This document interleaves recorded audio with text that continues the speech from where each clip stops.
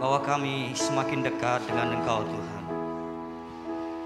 Bukan saja menikmati kebaikan-Mu, tapi kami menjadi pancaran wajah-Mu di setiap kehidupan kami. Bapa, kami bersyukur, ajari kami kebenaran firman-Mu pagi hari ini. Kami diubah dan diubah. Manusia lama kami semakin dikikis, dan kami sekarang menjadi orang-orang yang punya manusia baru di dalam Kristus. Sampaikan isi hati-Mu dalam nama Tuhan Yesus. Yang siap mendengar dan melakukan firman Tuhan, katakan amin. Tepuk tangan buat Yesus. Selamat pagi dan shalom Bapak Ibu. Haleluya. Sudah divaksin? Amin. Yang belum Senin divaksin ya. Baik, sebelum ngomongin vaksin kita ngomongin lebih dekat dengan Tuhan. Ulangan pasal 5 kita mulai ayat yang ke-27. Slide saya bisa dibantu. Ulangan pasal yang ke-5 kita mulai ayat yang ke-27. Mari kita baca ayat ini sama-sama. 1, 2, 3.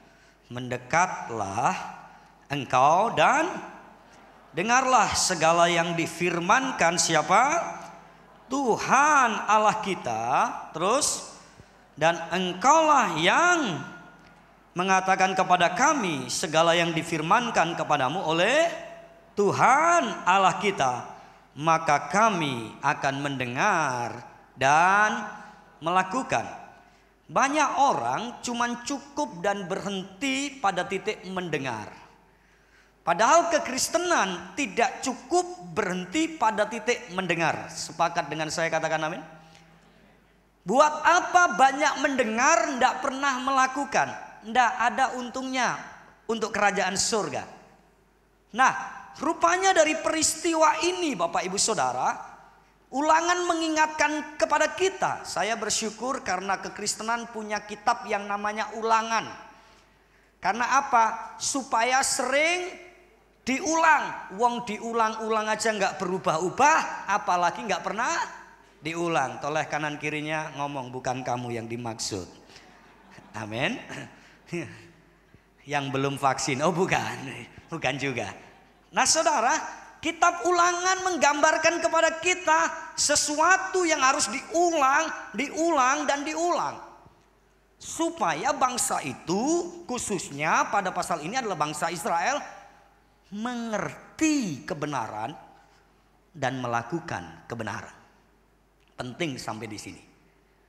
Nah saya melihat ada satu tokoh yang hari ini saya mau kupas tuntas setajam silet.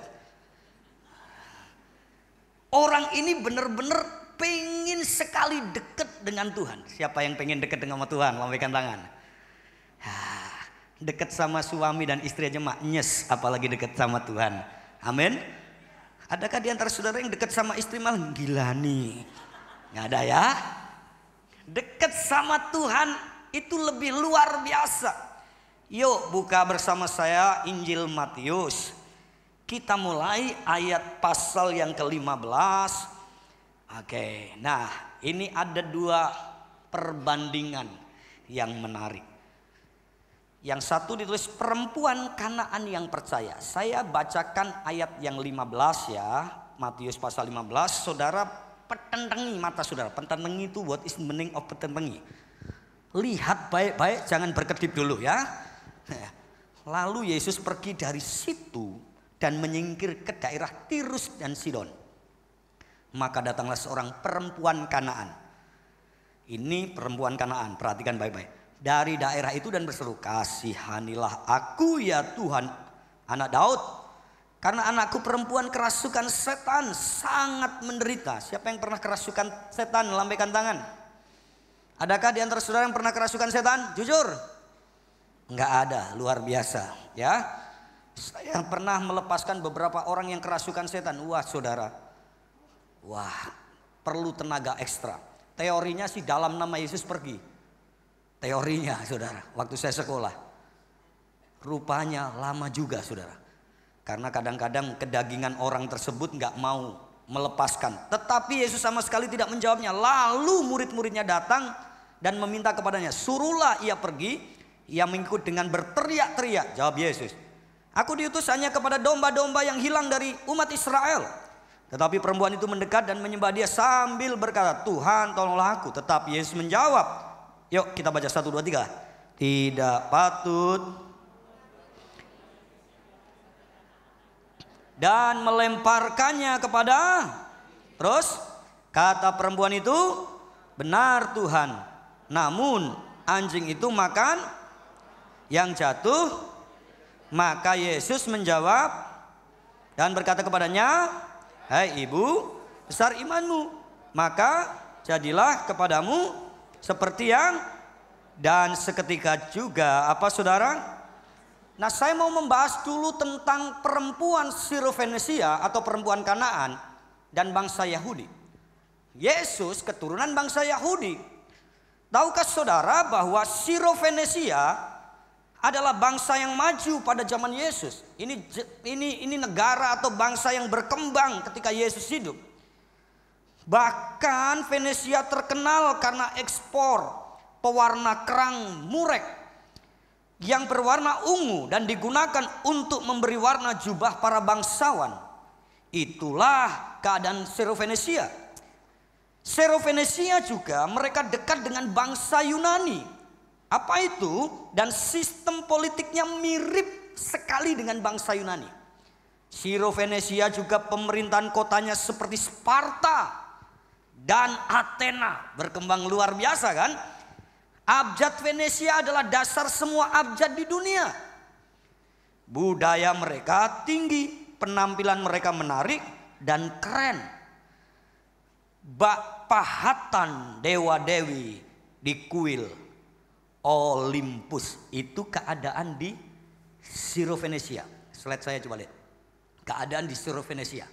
Nah, bayangkan sekarang pada waktu Yesus lahir, keadaan bangsa Yahudi. Bangsa Yahudi pada waktu itu bangsa mantan budak Mesir. Oke. Yang kedua, yang baru dijajah Roma, menderita. Terus bait Allah yang megah itu tinggal puing-puing dan reruntuhan saja.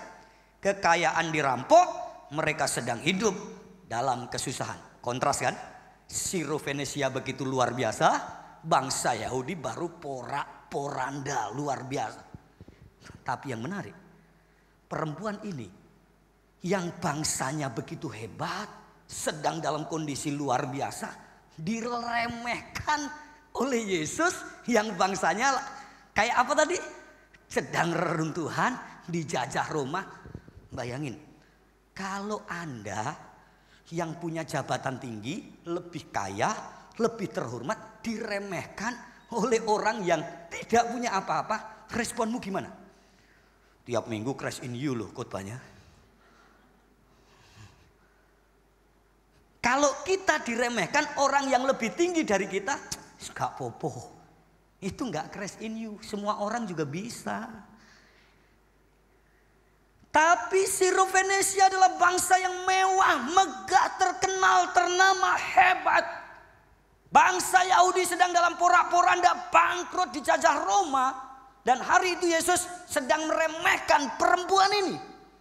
Bayangin, seandainya kalau Anda yang jadi perempuan Sirofenesia, apa yang Anda akan lakukan? Sosus, maksudnya Yesus. Bangsamu itu lo gak lebih baik dari bangsaku. Betul? Bisa seperti itu? Bisa. Nah, tapi kita lihat, perempuan ini mengajarkan kepada kita sebuah nilai. Sekalipun dia dari bangsa Sirofenesia, dia cuma mau kejar Yesus. Yuk kita belajar 3 bagian penting dari kisah ini. Yang pertama, saya melihat ayat yang ke-26. Ayat yang ke-26 berkata begini, tetapi Yesus menjawab, tidak patut mengambil, ya kan? Kita mulai dari ayat 24 dulu, sorry. Jawab Yesus, aku diutus hanya kepada domba-domba, apa saudara? Yang hilang dari umat Israel. Ayat yang ke-25, tetapi perempuan itu mendekat dan menyembah dia sambil berkata, Tuhan tolonglah aku. Dimulai ayat yang ke-22 ngomong, maka datanglah seorang perempuan Kanaan dari daerah itu dan berseru, kasihanilah aku ya Tuhan anak Daud, karena anakku perempuan kerasukan setan dan sangat menderita. Yang pertama poin yang hendak saya bagikan dari peristiwa perempuan Sirofenisia ini adalah ketika Tuhan seolah-olah diam, dia sedang menguji iman kita. Ketika Tuhan seolah-olah diam, dia sedang menguji kita. Ketika Tuhan diam, apa yang harus kita lakukan? Perempuan ini terus mengejar Tuhan. Jadi iman kita diuji tatkala kita berdoa dan Tuhan diam saja. Disitulah imanmu tetap bertumbuh atau sebaliknya Anda berhenti berdoa. Keimanan iman seseorang itu diuji ketika kita berdoa bertubi-tubi, berkali-kali dan mungkin puluhan tahun. Dan di situ Tuhan belum bersuara sama sekali. Dan tidak hanya perempuan ini saja, banyak tokoh Alkitab yang menjerit sama Tuhan dan rasanya kayaknya Tuhan gak jawab dia. Gimana respon saudara?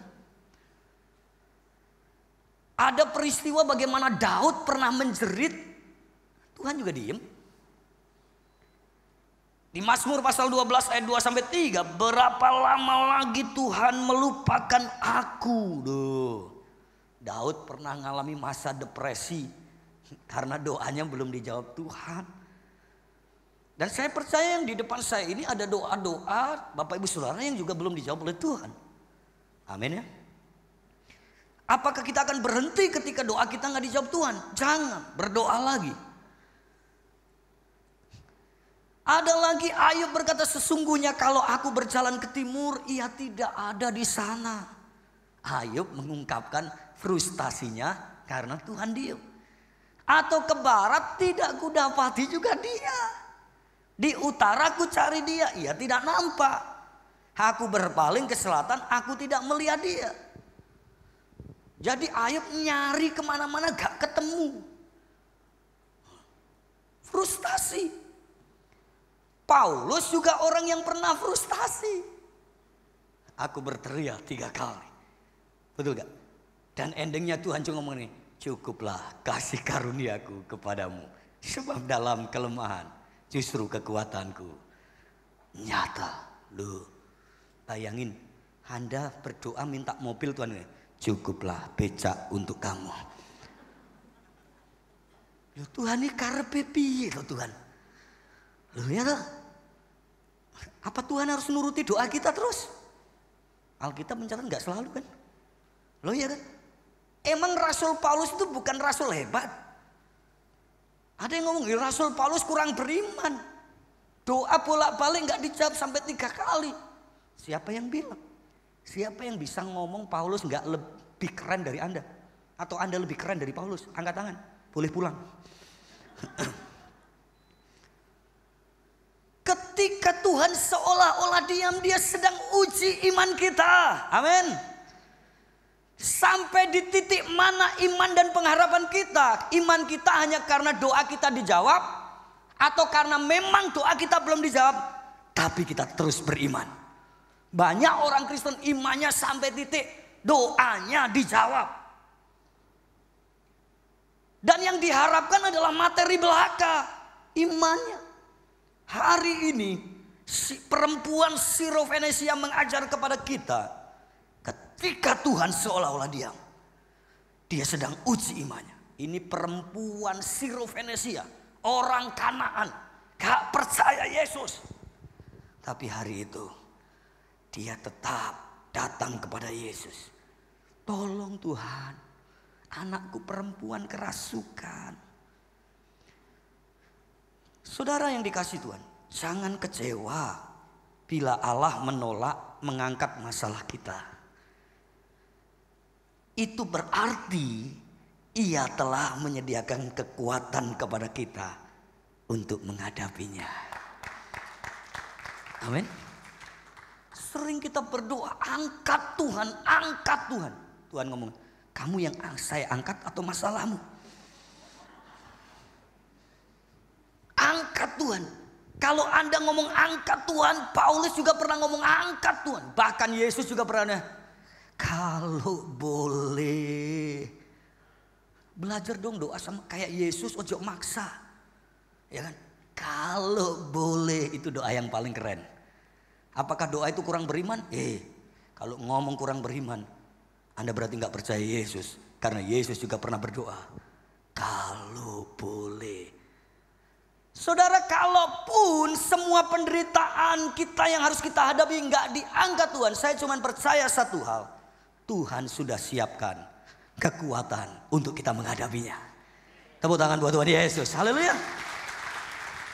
Tuhan, Paulus kan pernah ngomong, segala perkara dapat kutanggung di dalam, intinya di mana? Di dalam Dia, bukan perkaranya.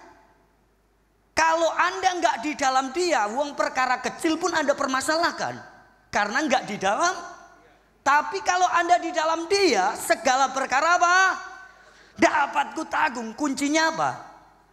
Di dalam Kristus. Amin. Kalau Anda nggak di dalam Kristus, yang kecil diperbesar, yang besar digedein. Itu budaya orang yang nggak kenal Tuhan. Tapi kalau kita di dalam Dia, nggak apa-apa. Di dalam Dia kok bro. Kan kita di dalam Dia.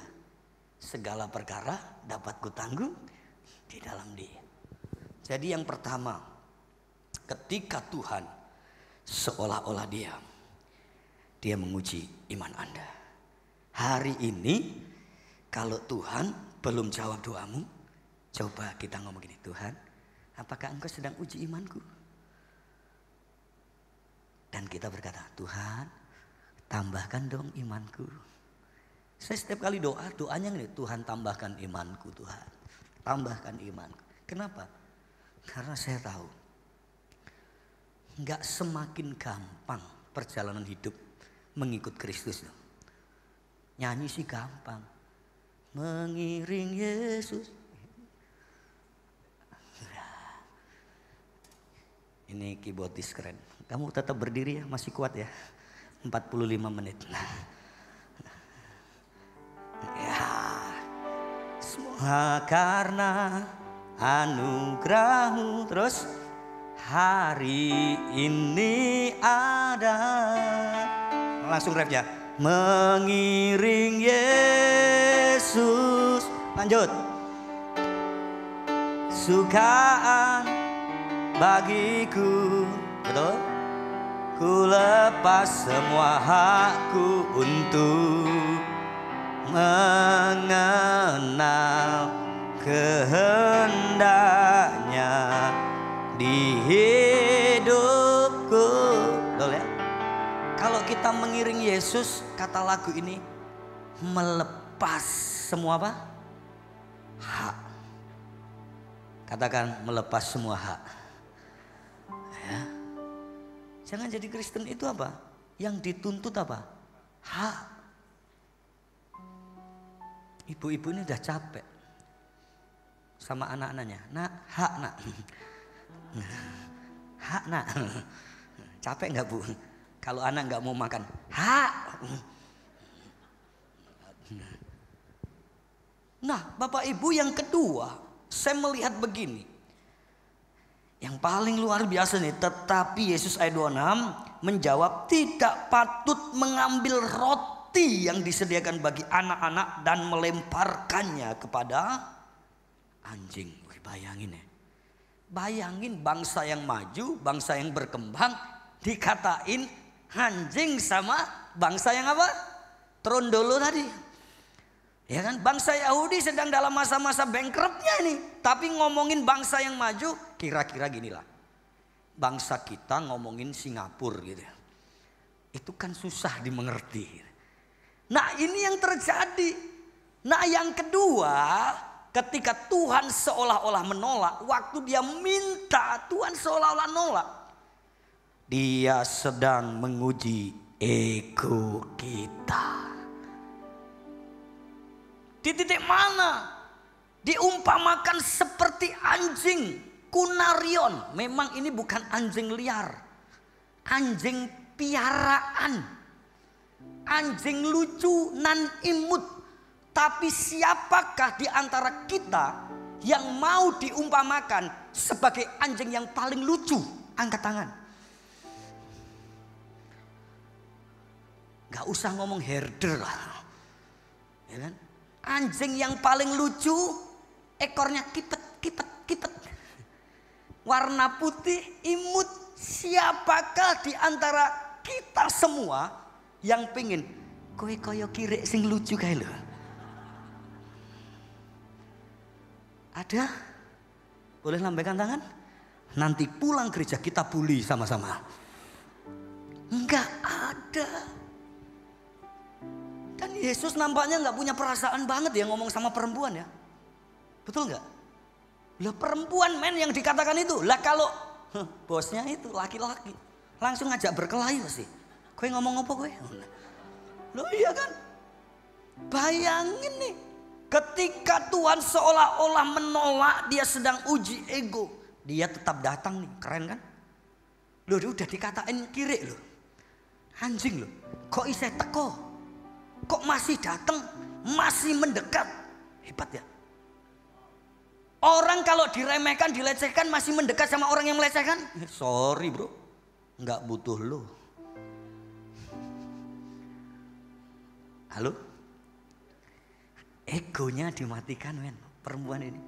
Dan kita harus belajar nih. Ini gak ngerti yang namanya hukum Taurat. Gak ngerti Alkitab. Perempuan Kanaan, kafir. Anda ngerti kebenaran firman Tuhan. Tiap hari dicekokin. Christ in you, Christ in you, Christ in me, Christ in us, Christ John. Bukan ya? Betul? Kalau egomu masih hidup, kalah sama perempuan Kanaan. Belum pernah kan Tuhan ngomong gini, Kunia anjing kecil sini. Belum pernah kan? Bayangin Yesus ngomong gini, kamu kiri, kamu anjing. Walaupun anjing lucu, anjing adalah tetap anjing. Nah orang Surabaya ngomong itu jangkrik, ya kan? Itu pun menyakitkan kan? Ayo. Menyakitkan kan? Menyakitkan. Walaupun bunyinya jangkrik juga asik ya kan? Tapi kalau diomongin kayak gitu sakit enggak? Enggak ada orang bangga. Puji Tuhan, aku dipanggil anjing. Rauno.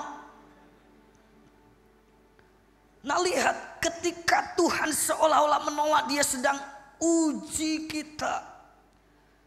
Maka Tuhan Yesus menggunakan terminologi anjing menunjuk kepada apa? Kepada binatang, ya. Namun ada perbedaan istilah memang yang saya mau ngasih tahu bahwa walaupun Tuhan memakai bahasa yang halus, binatang tetaplah binatang, betul ya?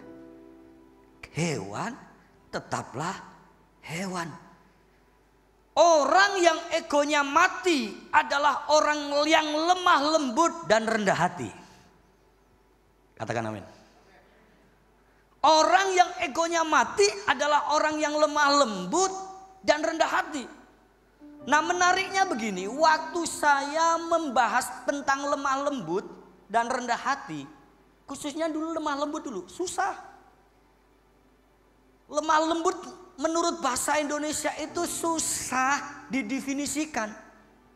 Sudah lemah kok lembut. Gimana mendefinisikan lemah lembut? Apakah lemah lembut itu kayak Putri Solo? Kalau ngomong lembut pelan. Lemah lembut itu apa? Yesus juga pernah pikul aku yang kupasang belajarlah padaku sebab aku lemah lembut. Yesus juga pernah berkata berbahagialah orang yang lemah lembut.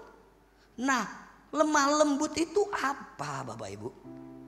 Dalam bahasa Yunani kata lemah lembut itu praos, katakan praos. Yo, yang lebih keras. Muncrat nggak apa-apa karena Anda pakai masker. Katakan praus. Tahukah saudara, kata lemah lembut praus atau dikenal dengan kata proates yang artinya kurang lebih sama seperti ini. Satu, orang yang tidak gampang terprovokasi. Orang yang tidak mudah terprovokator. Ya, itu kata praus yang pertama.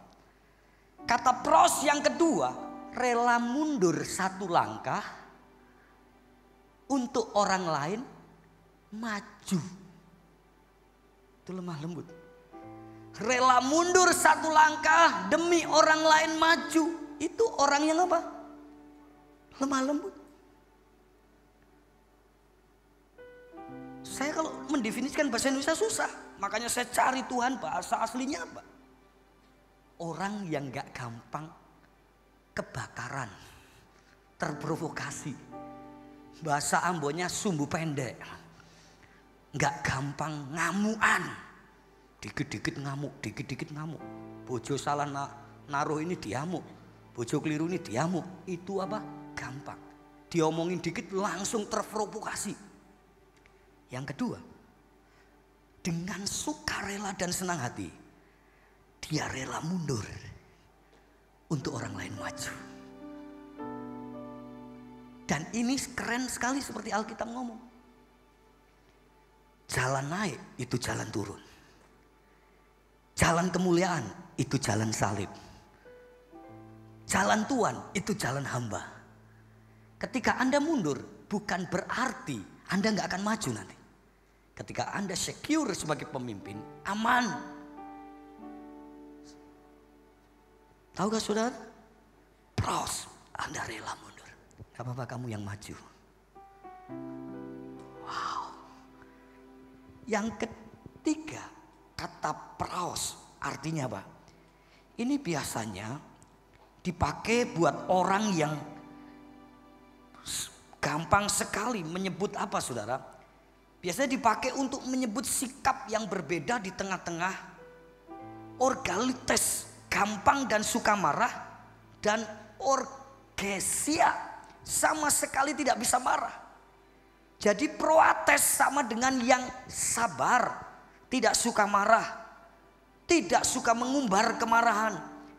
Tapi dalam waktu tertentu dia juga bisa marah.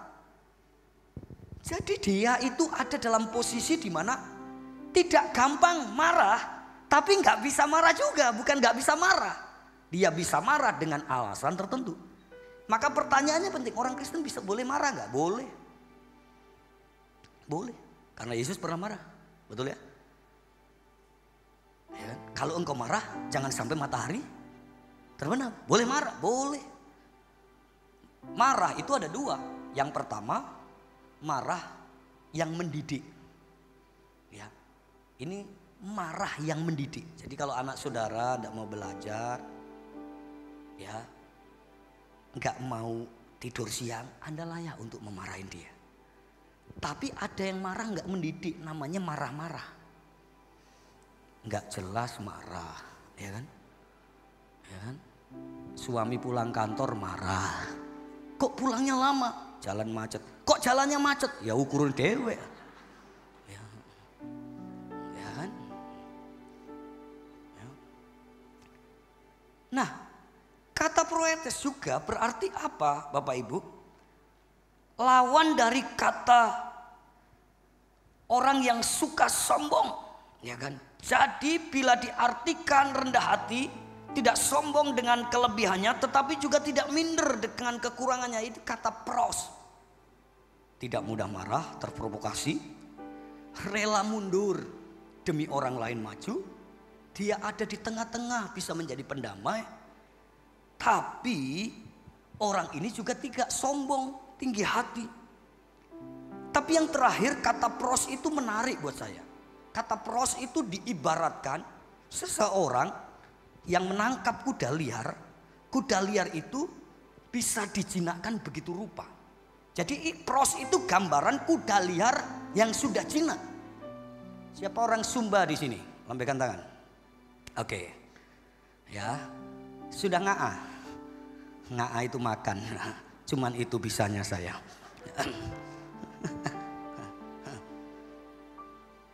Indonesia yang terkenal kudanya adalah Sumba.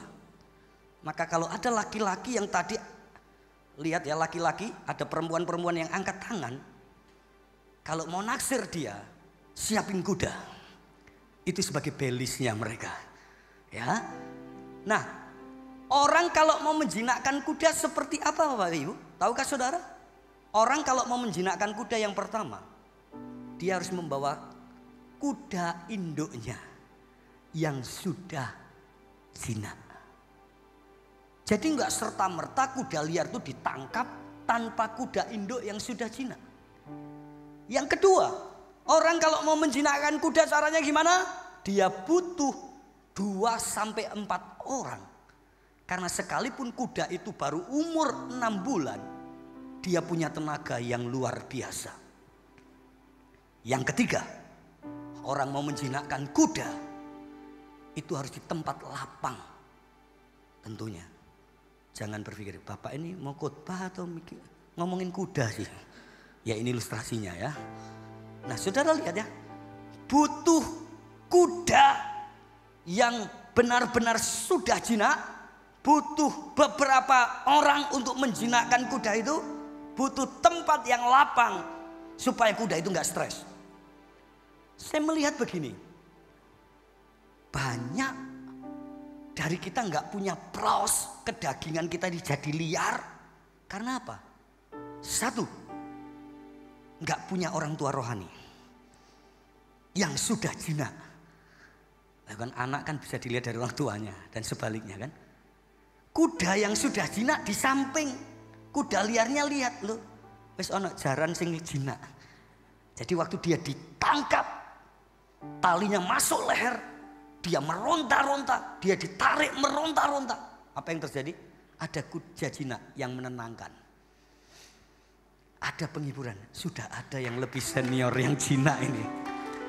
Jadi kalau Anda itu dalam hidupmu masih suka keliaran, dagingmu masih liar, Anda butuh orang tua yang ada di samping dan bilang, salah kamu. Kamu keliru, balik. Amin. Tentukan orang tuamu yang sudah jinak. Loh iya toh, jangan cari orang tua yang sudah liar. Maka Anda akan menjadi liar kuadrat. Loh ya kan, ada pendeta juga masih liar banyak kok. Ya kan, sakarepe dhewe gitu kan. Yang kedua, butuh beberapa orang untuk menjinakkan kuda. Butuh komunitas men. Amin. Butuh orang-orang di samping kita yang seretin kita. Salah, maju. Salah, bertobat. Waktu kuda itu diseret meronta. Gak ada kuda liar diseretnya. Oke.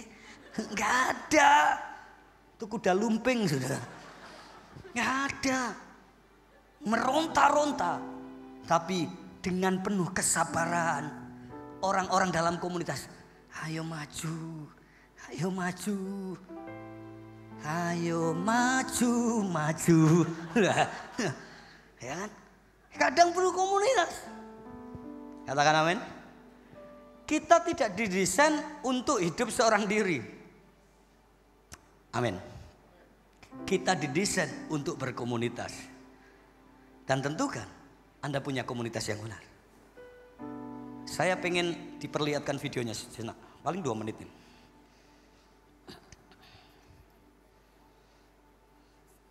Dilakukan orang berpengalaman. Pamo Punjara, sebutan untuk penjinak kuda di Sumba. Sedari kecil mereka terbiasa berinteraksi dan menggembala kuda liar. Nah, untuk menjinakkan kuda ini, kita itu harus menangkap induknya terlebih dahulu. Jadi nanti kita jebak anaknya dan gimana?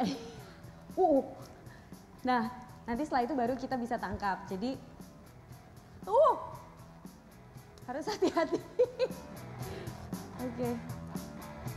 Jadi memang yang kita tangkap itu, yang kita jinakkan adalah kuda-kuda remaja tuh, yang masih kecil kan di sana.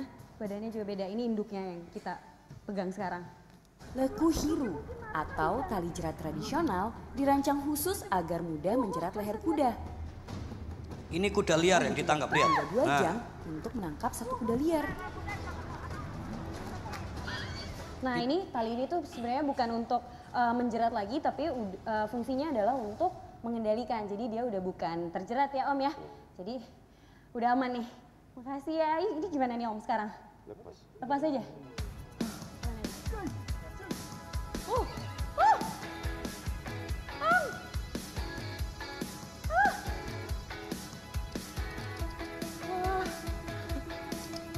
Wah, dia mengamuk nih kayaknya. Kalau Anda masih suka ngamuan, Kristen yang masih liar. Ini masih tegang banget karena benar-benar baru banget ditangkap. Jadi memang nah proses setelah ditangkap seperti ini kita harus semacam PDKT gitu kalau sama orang. Jadi kayak dielus-elus dulu. Lihat napasnya masih marah-marah.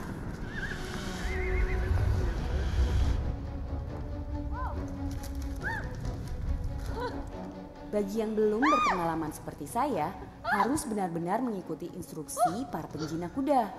Kalau enggak, bisa berbahaya. Karena kuda liar yang baru dijerat masih sangat agresif. Ini capek loh. Kayak olahraga. Dah.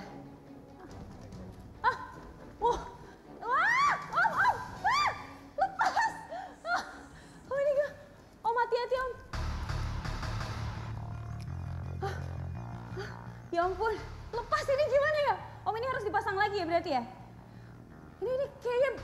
Ya kadang-kadang Kristen liar gini juga, lepas. Jadi emang harus dipasang. Tidak mau berkomunitas. Ya. Ya. Coba bayangkan dengan kekristenan ya, jangan bayangkan kudanya. Ini sekarang kudanya sudah Aku masih kayak gitu nggak ya? Nanti Pak Wayan kalau ke Sumba tolong ya Pak. Tangkap satu kuda liar Pak. Jadi bisa dikhotbahkan. Khotbahnya powerful Pak, itu hidup banget ya. Jadi waktu Pak Wayan nanti ke Sumba, saya tarik kuda yang sudah 30 tahun, nggak muda lagi Pak. Luweh alot itu Pak. Nah lihat ya, dari gambaran ini kita lihat. Kalau kekristenanmu masih sesuka kamu sendiri, saenak ede, suka lepas. Belum praos, belum lemah lembut. Dan saya melihat wajah Anda itu semuanya sudah lemah lembut.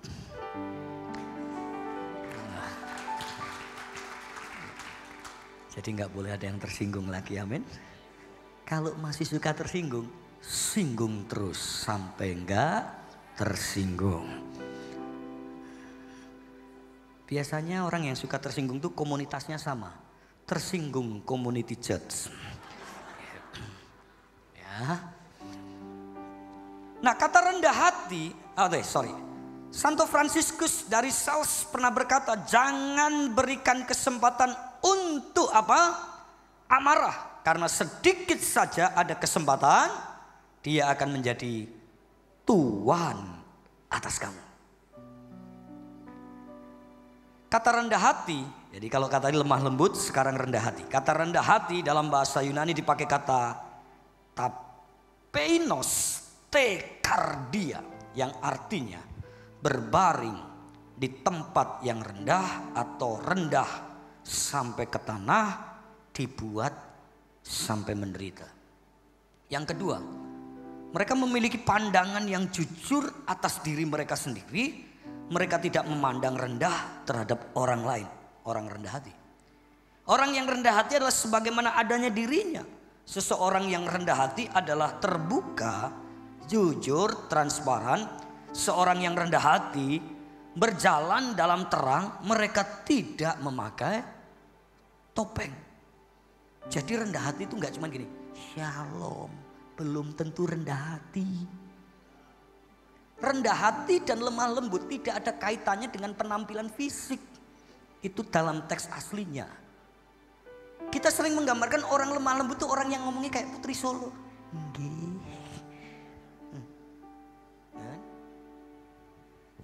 Kaki sampean di atas kaki saya. Kaki saya mulai sakit. Karena keinjak. Lemah lembut gak kayak gitu, gak ada hubungannya. Ya. Masih mau lemah lembut dan rendah hati? Mau pros?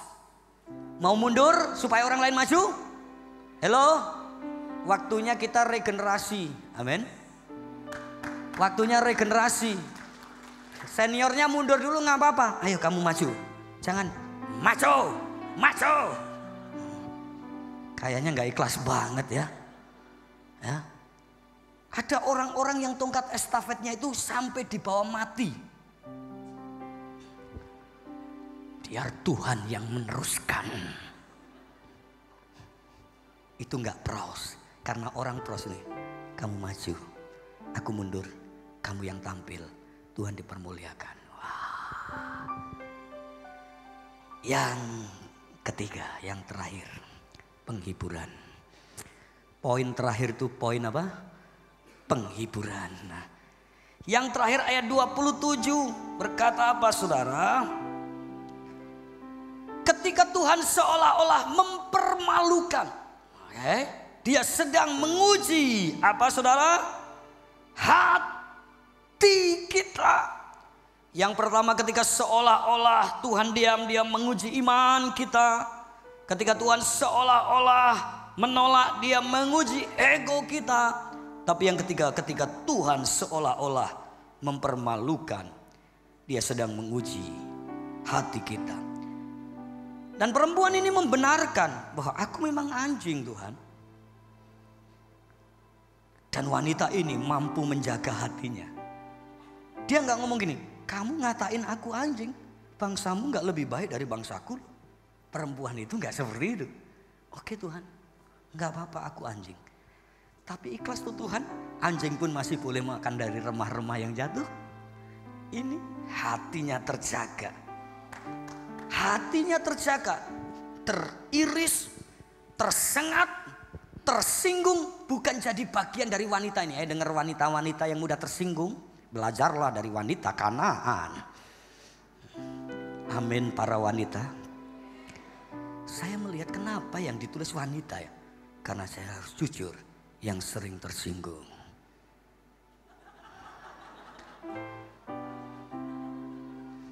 Tolong wanita anggukkan kepala. Amin. Kok malah bapaknya yang amin keras itu? Mana sih bapaknya itu? Kok malah bapaknya yang keras banget loh? Wanita sering tersinggung. Wanita Kanaan ini gak ngerti modul crash in you, gak tersinggung. Anda dicekokin crash in you 10 tahun, iseh tersinggung. Jadi wanita Kanaan dulu, biar gak tersinggung. Dia uji hatinya. Ya. Orang yang mampu menjaga hatinya adalah orang yang mengerti perasaan Tuhannya. Wah. Amin. Iya. Kadang hati kita ini harus teruji. Oleh apa? Kondisi. Sebelum saya berangkat, saya diuji. Wah, saya ujiannya berat. Oke, Pak ya. Saya kuliah S1 cum laude. S2 cum laude. Tapi waktu saya S2 cum laude, serempang cum laude-nya itu diberikan waktu enggak wisuda. Selesai wisuda di rumah rektornya baru dikalungkan. Loh ini wisuda apaan ini? Lah kalau saya foto pakai serempang cum laude itu, temen-temenku kan tertawa pasti. Loh waktu wisuda enggak pakai serempang itu kok kau foto pakai itu? Kamu pesan sendiri atau pinjem milik temen? Jadi waktu transkrip nilai keluar enggak cum laude. Nasib kita sama ya Bu ya. Tuhan memberikan kekuatan. Gak enak. Sampai saya pulang saya ambil transkrip nilai S3, S2 saya. Anak-anak saya tertawa, anak-anak rumah generasi di Magelang tertawa. Dedi rupanya, manggil saya Dedi. Dedi rupanya lebih bodoh dari kita. Lah anak-anakku IP-nya 3,6, 3,7. Lah aku cuma 3,4. Tuhan Allah, tidak ada nilai A sama sekali, adanya amin. Karena saya sering kebanyakan ke gereja, amin ya Tuhan, amin ya Tuhan. Saya diuji.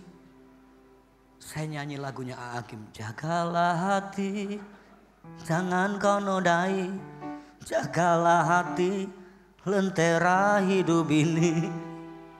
Saudara, saya sadar hidup saya harus bisa mampu menjaga hati.